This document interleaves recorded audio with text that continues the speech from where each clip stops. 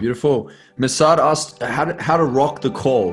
Give us some tips. So like, do you get yourself into state? Do you visualize before you do sales calls? All of that stuff. So like you got to get into like level 10 peak energy, right?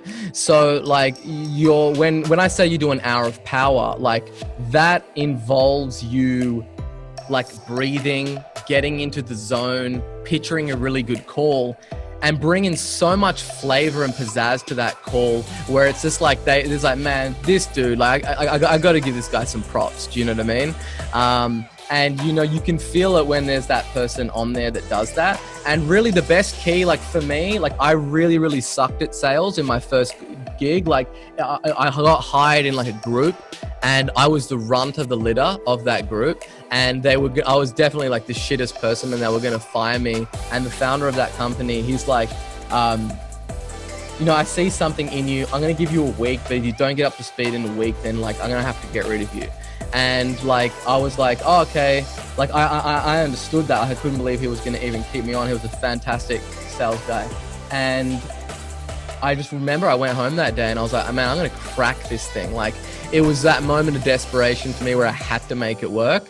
And the thing that I changed, it was like a breakthrough immediately. I was like, man, these people don't care about me. Like they're all telling me like to get lost. They don't care anything about me. I'm calling up, I'm telling them about the name of my company. All they care about is them, right? So how about I just make the whole sales call about them? And then like, I just started calling these people up and just being like, yeah, hey, like, you know those empty ink cartridges that you're keeping in your recycle bin? I'm going to actually send a courier around. I'm going to give you $500 to pick them up. What? Yeah, so like you can go over and tell your boss that you just basically made $500 today because I'm just going to buy your trash off you. So all I need is a serial number on the back of that ink cartridge. So you can just go ahead and grab that now. I'll wait it and we'll organize for the courier to come over and also we'll organize to get that cash over to you. And it was just like, bang, immediately my sales just went through the roof. All I was doing is focusing on that prospect. So when you're getting on the call and when you want to rock it, just think about where is this person and where is it that they want to go, right? Hey, I noticed that you guys are running some Google ads and I could see that the cost per click in your market is $6.50. I've got a way that I could triple your traffic in the next 90 days and it's going to cost you 1/3 of what you're spending. When can I get 10 minutes on your calendar to talk to you about how we can do that for you? Boom, right? It's all about them. It's all about the value that they're going to get. It's not like, my name is Sabri. I'm calling from this company. We're really fantastic. How about you take this call, right? You just go in there with a lot of energy, letting them know that you're the captain. You know, we always use that in my office. I look at me, I am the captain. And you're basically controlling the frame and you're bringing value to that person where they're just like, that's an irresistible offer. Like, and he's only asking for a 10-minute commitment on the calendar. This is the psychology of marketing, bro. Right here. Like you're understanding how humans think. It's human behavior. 100%. Marketing is applied psychology. Yeah. Amen, man. And what I like as well, if you guys picked up on that, you were contrasting. So you mentioned time, you mentioned money, energy. Like these are all the things that people are often looking for. If you can save them time, money, energy, they're in. Yeah, and you have to hit on all those big core appeals to make sure that, you know, you're going to be respectful of their time. You're not calling like in some timid way, right? Where you're just like, oh, hey, like, I'm just wondering, I'm calling from this, like, no.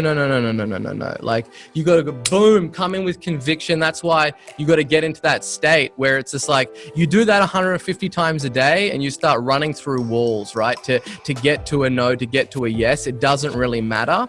And, you know, for me, it's like, I just kept on following up with people that I knew that I could help. And you become a pest in the beginning. They're just like, who is this person? They're annoying. And after like the 10th phone call, they start to respect you. They're like, man, look at this dude. Like, I wish my sales team was like this guy. He's so relentless. He never gives up. And it's like, you know, you start getting people's voicemails and I would just be like full on leaving 5-minute like voice messages for them.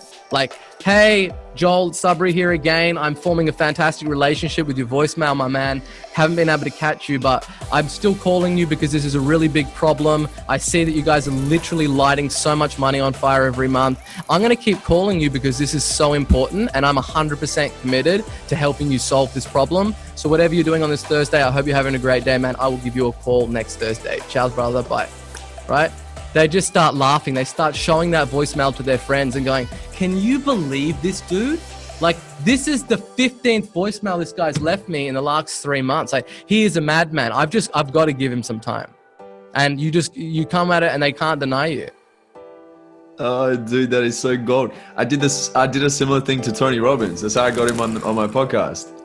We actually laughed about it. We were in a movie together like about a year later, and we're on set laughing about it because I literally set in my calendar once a month for 10 months straight. I had 10 goes until I finally got him. I reached out to every single person I could to the point where I'm like, I started actually quoting him and things that he said, and then I would like flip it back on like the value that we were delivering, and it got to a point where it's just like, let's do it.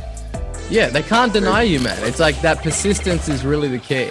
Hey guys, if you enjoyed this video, make sure that you click the like button and subscribe. We're dropping a video on YouTube every other day. And if you've got any questions about any of the content that I covered in this video, just basically leave a comment with hashtag heysabri in the comment section. And every week we're also trying to go through all those questions and get them answered. So go ahead, click subscribe, and we'll see you in the next video.